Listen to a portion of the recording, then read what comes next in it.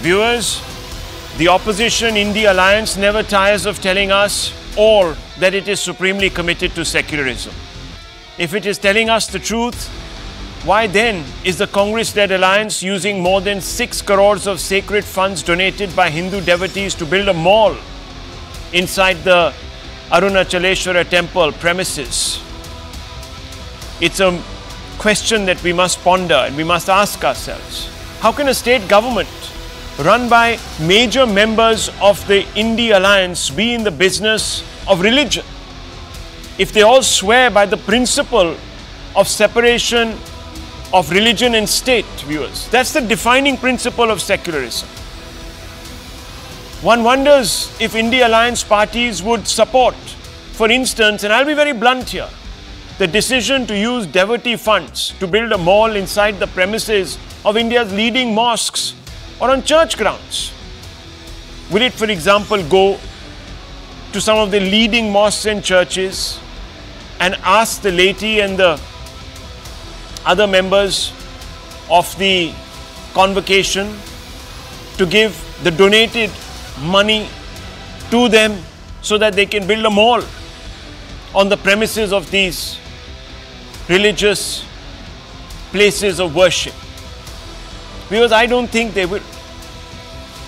The decision to build the mall inside this holy ground of the temple on the extreme left, and you can see it's all being dug up. The temple is, the facade of the temple you can see overlooks this ground and a big building is going to come up.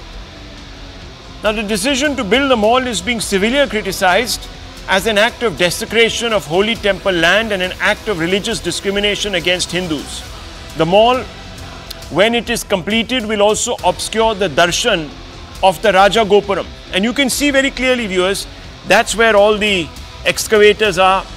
And if a building comes up, then you can imagine that this Gopuram, which is seen from about 20 kilometers, will be obscured, and some people who don't go to the temple every day face this Raja Gopuram and offer their prayers from even their homes. The mall is a blight, make no mistake, upon the dignity and religious heritage of Hindus. And I'm not saying it, even the UNESCO is saying so, viewers. Let me walk you through some of the facts that we know as of now. 6.4 crore construction fund is to be drawn from temple resources. Now, what are these temple resources? They are from the hundi, viewers. From the hundi, and they are comprising of the donations that devotees give for the upkeep of their temple. Devotees raise concerns now over the implications on heritage of the temple if it's going to be pullulated by commercial activity, etc. UNESCO's concerns over structural violations before the Madras High Court. The HR&CE department is accused of misusing funds meant for Hindu temples and their upkeep on all sorts of other ancillary activities. But viewers, this act of desecration, as it is being called, is made possible because of one of the most anti-Hindu laws on the books in our country, in our states. The HR&CE Act usurps the rights of Hindus and exemplifies contempt towards Hindu devotees. It is still on the books, even though it traces its origins to British times, when the state under the British wanted to maximize opportunities to loot Indians. In fact, the Act allows modern-day state governments through temple management boards to use donations by Hindu devotees for public works. The state only milks Hindus, and this Act doesn't apply to Christian or Muslim places of worship. I'm not being divisive here, viewers. I'm only stating facts. And let's go into some of the hard facts. Are Hindus discriminated by design? That's the fundamental question we are asking. Are Hindus second class? Let's look at the hard facts. In 1926, the Madras Hindu Religious Endowments Act of 1926 allows the then government to appoint a board to run affairs of temples. This is an absolute fact, viewers. You can check it. In 1959, some 30 years on, the Tamil Nadu government under the Congress revived several provisions of the Act that were once read down by the Supreme Court on pretext of better management and regulation. As if, viewers, Hindus can't manage their own affairs or cannot be trusted simply because perhaps they are not as trustworthy in the eyes of the state to manage their own affairs. That is a strange proposition, isn't it, viewers? Post 1959, in 16,000 of the 44,121 temples, no pujas are recorded in them, as the management board alienates the devotees. In 1960, all but 4 Indian states adopt laws allowing the state to govern Hindu temples. Can you believe it? This becomes a national fetish in all states except for 4. Post 1960, 1 lakh acres of temple land are under control of the state via HR&CE Act all across the nation. Post 1960, the state can decide to divert temple funds for the upkeep of other poor religious institutions. Yes, viewers. So, devotee money, donations from Hindus can then be used by the state for the upkeep of mosques and places of worship of other denominations, viewers. That would sound a bit unfair because the reverse doesn't happen. In 1987, Andhra Pradesh government appoints executive officers to organize prayers and oversee customs, religious customs. And there are several of them. And in my book, viewers, which has just hit the stands, I actually elaborate on this point. Then, viewers, it is discriminatory because, for example, the Waqf Act of 1995, it doesn't have such draconian powers that are applied to the state. In fact, this act places considerable powers in a board that is not entirely state controlled. The fact that this discrimination against Hindus is happening in broad daylight is a matter of grave concern. Unfortunately, the courts too have dismissed, viewers, petitions challenging the constitutional validity of the HR&CE Act. This despite the fact, viewers, that the Supreme Court talks about the necessity to uphold secularism in this country. The irony is lost on the Supreme Court, viewers. What is the state doing managing the affairs of a particular religion? That would appear as a travesty. The brazen undermining of the principles of secularism to discriminate against Hindus raises at least 5 questions which I'm going to pose. And I'll tell you, viewers, those who are supporting this will not have the answers. They will obfuscate, they will attack me, they will question everything except for answering the question. But nonetheless, I will still pose them, and the questions are there in front of you. Isn't the Tamil Nadu government's decision contemptuous of Hindu sentiments? And the decision I am talking about, viewers, is to use donations by Hindus to build a mall on temple grounds. The Supreme Court held mandir funds can only be used for purpose of public good. I want to ask, what public good is being served by constructing a mall? There is a very specific in law definition of public good, viewers. And I read up about it. The construction of a mall doesn't serve public good. The third question, are Hindus less trustworthy than adherents of other faiths? That they have to have a board, you see, managing their places, because you can't trust Hindus. Wow. How selectively and arrogantly dismissive, viewers, the state is of Hindu interests. And I'm not just talking about the state of Tamil Nadu here. Question 4. How can the DMK government claim it is secular when it is managing religious institutions, that too of one particular denomination? Last but not least, why are Hindu donations being used in Tamil Nadu to help maintain places of worship of other denominations, viewers? It's absurd. Let's get to our big debate. Are the insults, viewers, going too far? That's the fundamental baseline question that we are asking tonight, and we are opening this up. Hello, Moto. With that big question on your screens.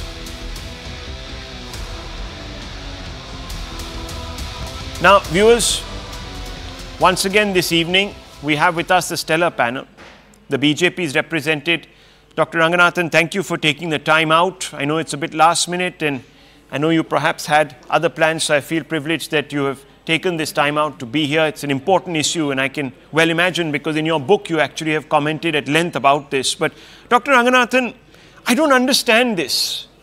You see, if a community says, please let us be, if any other community had said this, the great secular-minded liberals of this country, and I'm a liberal, viewers, let me tell you, they would have all jumped up and said, oh my God, this is Hindu majoritarianism. Now here in Tamil Nadu, you have a government that is disregarding.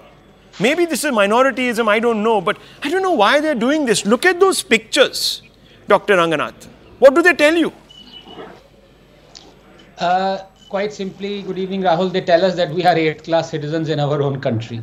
Look, but luckily, fortunately, for the time being at least, the court has stayed the construction of the shopping complex right outside the Arunachala temple, which is 1300 years old. Can you imagine if the state wanted to make a shopping complex, a gaudy, big shopping complex with 150 shops, 20 meters in front of Taj Mahal? What hell would have broken loose? In any case, my congratulations to my good friend and activist T.R. Ramesh. You know, he exemplifies the fluidity and vertical movement of the Varna system. He is a Brahmin like Adi Shankara, but now for the cause of Dharma, he has become Kshatriya and taken up the sword like Chhatrapati Shivaji. Good luck to him. Rahul, broadly there are two issues here, and I'd like to read them briefly. Number one, the state control of Hindu temples and their property. Believe me, it is by far the largest, financially most damaging scam of independent India. And I'm choosing my words very carefully. Even using the petroleum sector as a cash cow pales in comparison to the loot and pillaging happening of Hindu temples in the name of secularism. I ask you, if the Congress can bring in a legislation to control Hindu temples in 1959, well, that still stands. Why can't the BJP bring in a legislation to override it and actually support the Supreme Court? Rahul, if you truly believe that religion should keep out of state, the corollary is also equally applicable, that the state should keep out of religion. But does it? Secularism is total separation of religion and state, total. Our state declares itself to be secular, but is shamelessly not so, controlling as it does Hindu places of worship. Governments of just 10 states control more than 110,000 temples. Tamil Nadu Temple Trusts own 478,000 acres of land. Tamil Nadu government alone controls 36,425 temples and 54 mutts. Billions in revenue. Is this secularism? Besides, these are the very people who until last month wanted to eradicate Sanatan Dharma. They are leeching money off it. Rahul, a Hindu temple, its income, its educational institutions are controlled by and interfered by the government. But those of a mosque or a church are not. Why? Only in India can you step aside and watch as the state appoints non-Hindus on boards that control Hindu temples. Only here will we remain silent as Hindu idols are stolen, temple property auctioned, a whole temple-driven ecosystem and way of life dismantled. Believe me, assault on temples has turned into an assault on Hinduism itself. Now, very briefly, point number two, because it's very connected. On this larger issue, why this is happening? This is happening because of selectivity and double standards when it comes to Hindu religious and ritualistic practices. In 2019, Rahul, the Tripura High Court banned animal sacrifice, even though it was centuries-old tradition of worshipping the 10 Mahavidyas, and also in keeping with the 1954 Shirur Mutt judgment that established the sanctity of an essential religious practice. But the judges would hear none of it. In 2014, Himachal Pradesh High Court banned the 600-year-old tradition of animal sacrifice during the Kullu Dasera. The question to be asked is, why should only the Hindu be prevented from conducting rituals? If the state is against animal sacrifice, and laudably so, then shouldn't be against all animal sacrifices conducted in the name of religion. But is that the case? Do the judges have the guts to ban halal, the ritual slaughter, wherein the incision must be deep, that it cuts the carotid artery and the trachea, the blood must be drained completely, this while the animal is still alive? Is that not animal cruelty that the judges would hear none of it? The head of the animal must be aligned to the Kaaba, and it is essential that Bismillah Rahman Rahim be uttered. Furthermore, only a Muslim can perform the slaughter. So according to the judges, this is not a ritual. Now the human pyramid height during Janmashtami has been capped to 20 feet. Anything above would apparently inflict harm to humans, said the judge. I want to ask him, during Muharram, thousands of Muslims openly inflict serious bodily harm to themselves and to others with whips laced with steel claws that stab deep into the devotee's flesh. Is that not inflicting harm? But do our milords have the guts to ban this ritual during Muharram? It is the same with banning crackers during Diwali, but allowing millions of tons of stubble to be burned during the same month, or millions of trees to be cut during Christmas, or allowing fireworks during New Year celebrations, because apparently only Diwali is increasing the carbon footprint and controlling the pollution. Rest are purifying the Rahul, 10 seconds. We are 8th class citizens. Accept it. Accept it. Well, viewers, you know, virtue signaling by the Supreme Court, call it that if you want. And viewers, I'm not in contempt here. I'm just passing a observation. And viewers, secondly, discrimination. This has gone on far too long in the name of a warped secularism, viewers. And you know, in my book, viewers, I also point out another fact, that 80%, 85% to be specific, of all these temples earn in donations less than 10,000 rupees. So, the state appropriates all of this money, leaves the temple with nothing. Some of these temples, viewers, have fallen into absolute disrepair, ruin. And that is what Dr. Ranganathan was saying, that it destroys the entire temple ecosystem, and with it, the cultural moorings of a society. Because that's what temples really are. They are the repository of your culture. So, Mr. Narayanan, you are a leading light of the Congress party, and I want to ask you, sir, though today I must tell you that one of your other leading lights, one of the only Dharm Gurus that you have, has come out in Uttar Pradesh and said that you are militantly opposed to Hindus, and he is a person very close to the Vadra family. But that's a different matter. I don't want to confuse you, sir, because, you know, you may not agree with that gentleman. I don't want to sidetrack us. But I'm just giving some background, viewers. But I want to ask you, Mr. Narayanan, you call yourself a secular party. If you swear by secularism, what are you doing in the business of religion? Can you explain to Dr. Ranganathan, to Narayan Tirupati, to hundreds and thousands of Indians watching tonight? Okay, do I have the floor? Now, you have come to me at 7:16, and let us see how long you let me talk without interrupting. You may as well call yourself, instead of CNN News 18, hatred and dividing the country, News 18. Now let's come to the point that you're talking about, the temple. The temple that in question, Tiruvannamalai, the money of 6.4 crores is spent for the shopkeepers who have been removed from the front of the temple and who have occupied right next to the temple walls and trying to rebuild the place they had. No, the temple's height is, as I understand, I don't know exactly, several hundred feet, and the maximum height of the mall is about, not a mall, shopping complex of about 150 shops, from what I understand, I have read, is about 20 to 24 feet, number one. The court has stopped it. I welcome that. I think the temple should be clear and people should be consulted. But now let's come back to the point of using the temple's money. If the temple's money is being used to build the shops, which it is, then we should, the money that rent comes from the renting goes back to the temple fund and not to anybody else. So you need to understand, the money of the temple is used, the rent received is being used for the temple, number two. Number three, let's go back to the temples that are being, the Hindu religious board that manages the temple. There are two schools of thought.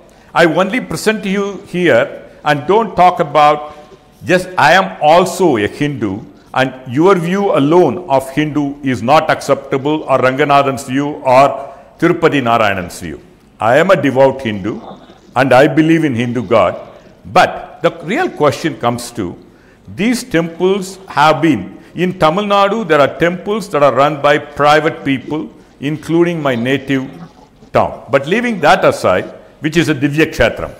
Now coming back, the temples that are taken by HRNCE are built with public funds by the ancient kings of Tamil Nadu, who have collected tax and built it. So it does not belong to any individual.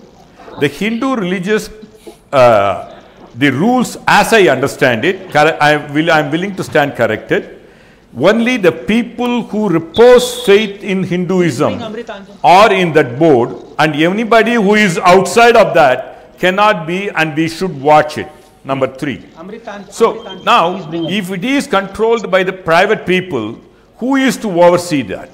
Now, the maximum, as per the Indian law, the god of the Hindu temple are the owners of the temple property, and nobody can take it away without the consent of the Arankavalars or the trustees.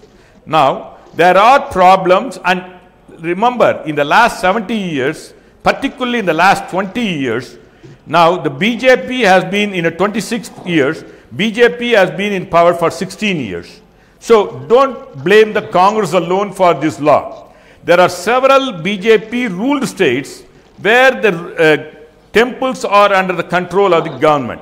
We can discuss that separately. There are certain pros and cons of having the temples, because if now with the government we can question it, you are debating it nationally. Yes. Now if it is in a private hand, and if they do, and I can show of several instances where in private temple corruption and misappropriation happens. Right. No proper documentation of things that has given hundreds and 200 years has not been done. So I think you can debate about whether the temple needs to be in the hands of the government or not. I am willing to look at both sides.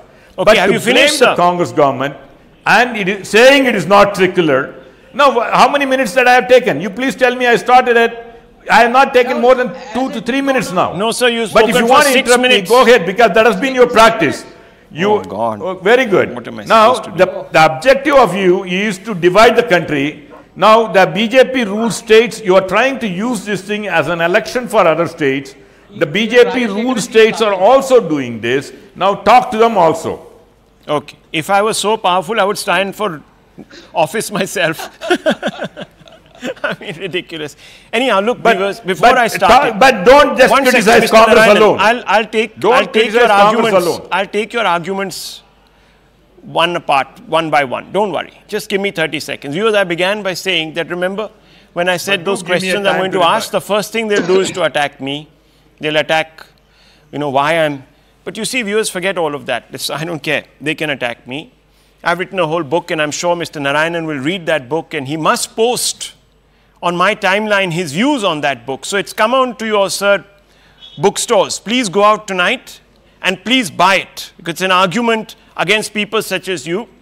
I don't always get the time on TV, but I have explained myself very well in that book. But let me tell you, viewers, and in case you're wondering, the book is basically called Modi and India 2024 and the Battle for Bharat. So please do get it. Now, viewers, I just want to say something very simple.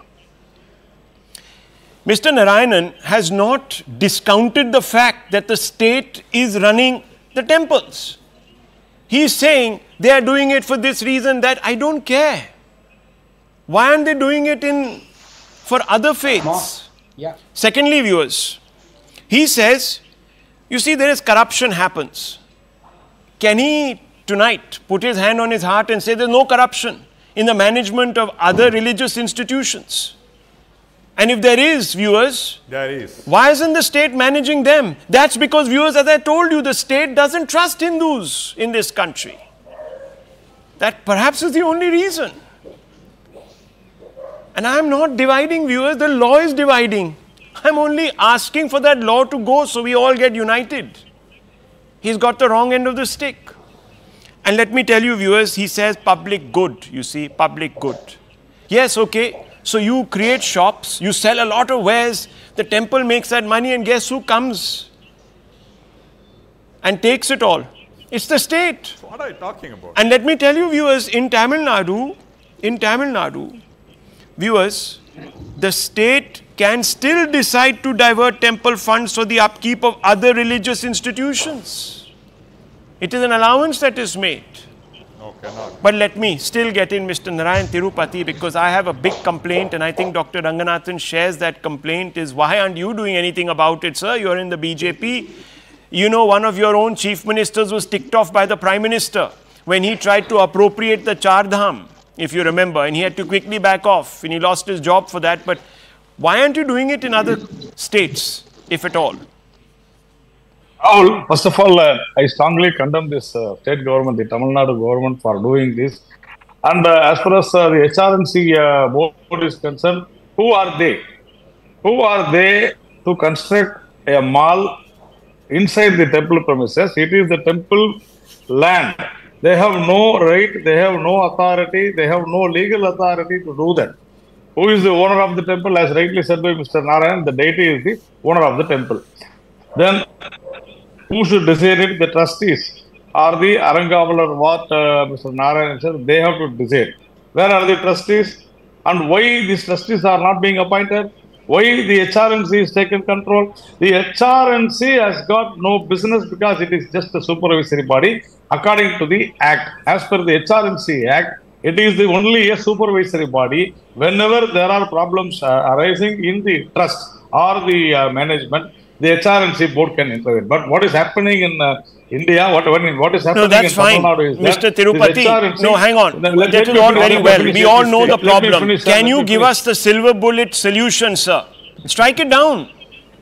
Strike it down. I am doing it, sir. Why are you not doing it When in you BJP gave 6 minutes to everyone, I think you should give me at least 60 seconds, sir. You are not doing that. And we have been fighting this HRNC, the corrupt HRNC, for so many years, more than 30 years. And this HRNC has got no business to do this. As far as your question is concerned, what we have to do, it is not in the central government's ambit. That is the main issue. The temples are the state subject. And as rightly pointed out by you, there is nothing wrong. There is a private member bill also comes up. Definitely, we will consider, we should consider, and we should do it. Okay, as far as you should do it. Concerned, you yourself said that yes, okay. we have to do it. Okay, so one second, Dr. Ranganathan, very quick response to Mr. Narayan Tirupati before I bring in the fourth speaker. Yes, Mr. Tirupati I think is you a have good not friend, given but me that much time as you gave it to Mr. Ranganathan. Sir, a very small question to you and a commentary there. Who is, sir, the chairperson of the Somnath Trust? Do you know his name? Yes. Who? Honorable Prime Minister. Correct. What Yes, business does the Prime Minister. Minister of India Yes. have in running a temple trust? When you are complaining of the same in Tamil Nadu, the fact of the matter is that BJP is controlling more temples than Congress. You recently were ruling Karnataka. Karnataka owns or controls 36,000 temples and all the money that comes from it.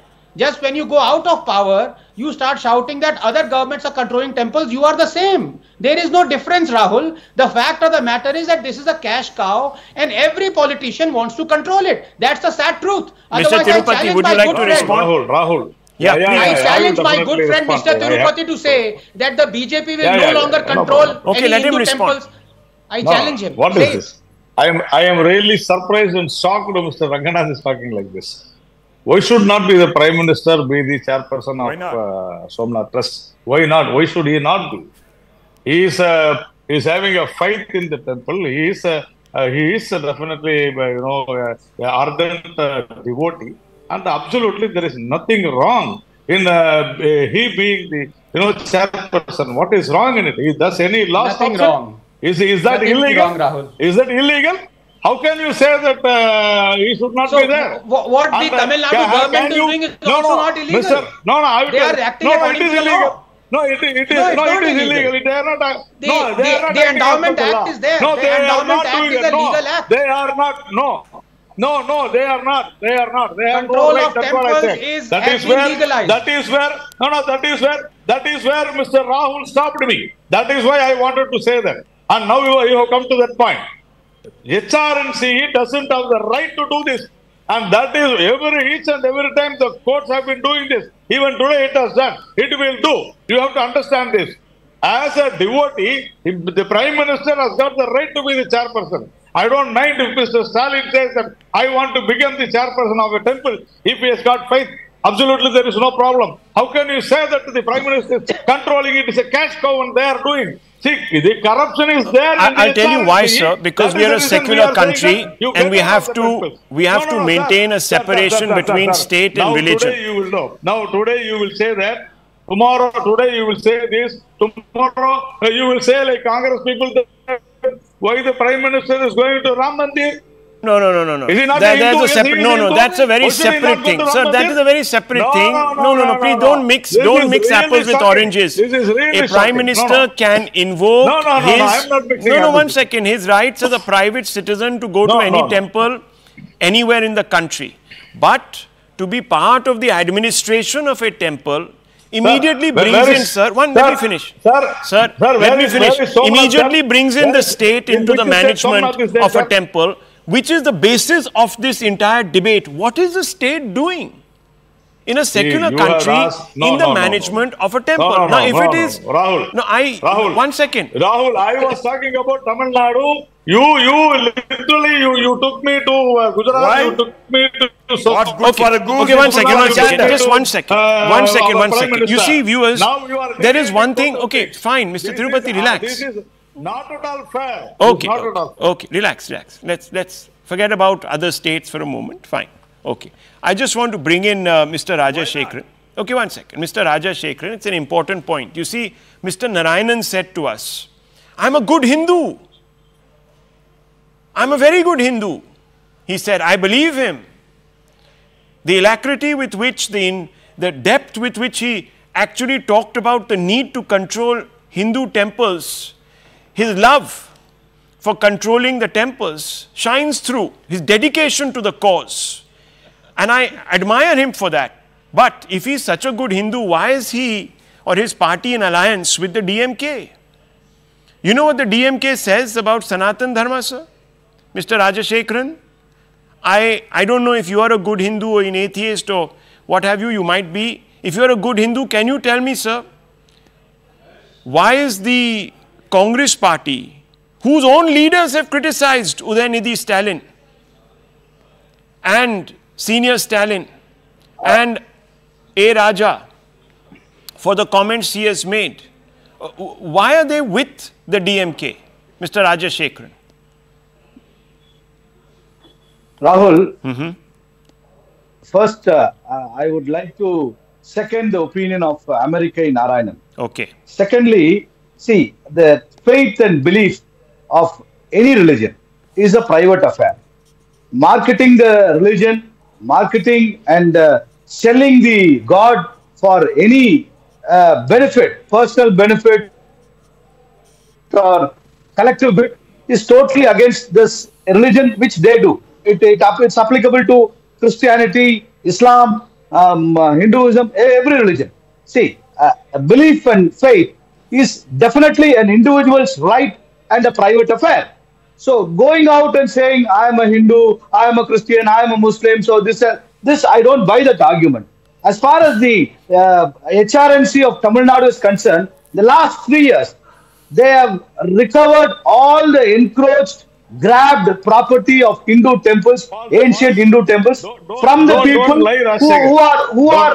No, please allow me. Okay, 1 second, Mr. Tirupati. Let Mr. Rajashekharan speak. He's been very, very patient. Let him finish. Please don't do it. Yeah, when Mr. Anand Rangarajan stopped you got wild, but I'm not going to go wild against you. Give me an opportunity to speak. You can't. See, the HRNC department has recovered the lands encroached or grabbed by the people in the name of Hindus. That is the problem. See, there is no Muslim or a Christian encroach the temple properties. You can check with Mr. Narayanan, American Narayanan. He will give you the statistics. Sir, why don't you appoint? No, hang on. If you are going to, Mr. Rajashekharan, 1 second. You see, by your logic, understanding, no, especially with Tamil Nadu. Rajashekharan ji, Rajashekharan ji, the TV channels and the Delhi media. Okay, my God. Oh my God. Is being always treated. Okay, beaten. 1 second, viewers. Being the 4 panelists are from Tamil Nadu and 2 are against Tamil Nadu. Oh wow. Now we are playing the parochial card. Sir, you have gone from playing the universal Hindu card to the parochial card. Sir, let me tell you that these card games are very dicey because you don't know what card you are being dealt with. No, you are playing the communal card. I wish I was, sir. I am pointing out pointing out Rajashekharan ji. Tell me something. What is communal? And Dr. Ranganathan, can you please explain to these 3 enlightened folks here, why is it communal? Excuse me. Why is it? Okay, sir, please. Citizen or 8th grade citizen, which is not true. He is the first level citizen. He is the first grade citizen, and I am the 8th grade citizen in the panel. Right. That's the harsh truth. Sir, then I am not a citizen at all. Okay, so wait a minute. Let me bring in Dr. Ranganathan. Look, jokes aside, Dr. Ranganathan, Rahul, it's very, yes. how are you and I being communal and divisive? I thought we were arguing for the doing away of a sort of discriminatory secularism that flows from this HR&RC Act, HR&CE Act. Rahul, I believe in Occam's razor. You see, I believe in simple explanations. I cut through the shaft. So, you see, the point is we are being branded communal right here because every party cutting across ideologies is for controlling Hindu temples, and they have rationalized it to perfection. You just heard the 3 speakers here. They don't understand what secularism means. The state, even though it may be, according to one person out here, saying that, look, it is to remove corruption that the state has gotten in. I want to ask you tomorrow, if Adani's companies are corrupt, do you think the Prime Minister has a right to go into Adani company and control it? Well, pun not intended. Number 2, as far as Mr. Narayanan, Mr. Narayanan is saying that, look, it is to the profits that are to be made out of a shopping complex are to be given back to the temple. He should really know what the advocate and activist T.R. Ramesh has said authoritatively to the Honorable High Court. He has said that the state government of Tamil Nadu should have collected 6,800 crores per year from the temple land. Instead, it has collected only 58 crores, not even 1%. This is the kind of loot that is happening right now. 5,900 odd crores are being lost by Hindu temples every year, and none of these people care. Not even BJP, not even DMK, not even Congress. That's the truth. No, what is he trying to say? I don't understand. With facts. Okay. I think Mr. Ranganathan, Dr. Ranganathan is totally out of... You need to talk to Mr. T.R. Ramesh, I'm Mr. sorry, Tirupati. You need to talk to you know what, viewers? We should connect with Mr. T.R. Ramesh. We should connect with him. In any case, I want to bring out some other facts. Viewers, 1 minute. Everyone silent, please. I want to bring out a couple of facts. 1 second, gentlemen. Let me read out chapter 7 of this HR&CE Act, viewers. Even for a moment, if you accept, okay, chalo. The HR&CE Act we should take as our holy Bible. Chapter 7 on encroachments, transfer of lands, opputenant to or adjoining religious institutions prohibit except in special cases, notwithstanding anything contained in section 34. No trustee of a religious institution shall lease or mortgage with possession or grant a license for the occupation of any land belonging to the religious institution, which is opputenant to or adjoins the religious institution, or any sacred tank, well, spring or watercourse appurtenant to the religious institution, whether situated within or outside the precincts thereof, and it goes on and on. Then there is a penalty for offences in connection with encroachment. Viewers, the HR&CE Act itself, if you were to apply it in letter and spirit, would not allow for this to happen. But here it is, viewers, bulldozers, everything, and luckily the High Court has stepped in. Now, you see, viewers, there are two questions that have not been answered even now, despite my asking them repeatedly. And I'm going to wrap out of this by posing them once again, because I'm not going to get the answer. The answer I'll get is, Rahul, you're communal. Mr. Shiv Shankar, you are communal. We are inclusive, even though we have laws that discriminate. So true. Thanks for admitting. So let me say, isn't the state government's decision to go ahead with a mall on Mandir land contemptuous of Hindu sentiments? There's only a stay right now, viewers. The state government ain't giving up this fight. Secondly, SC held Mandir funds can only be used for purpose of public good. What public good? Under the law, the definition of public good, and we do believe that C. Rajashekharan is a very qualified lawyer. And if I were to read out the definition of public good, viewers, your faces would pale. No, actually, they would turn turnip red. You would be angry.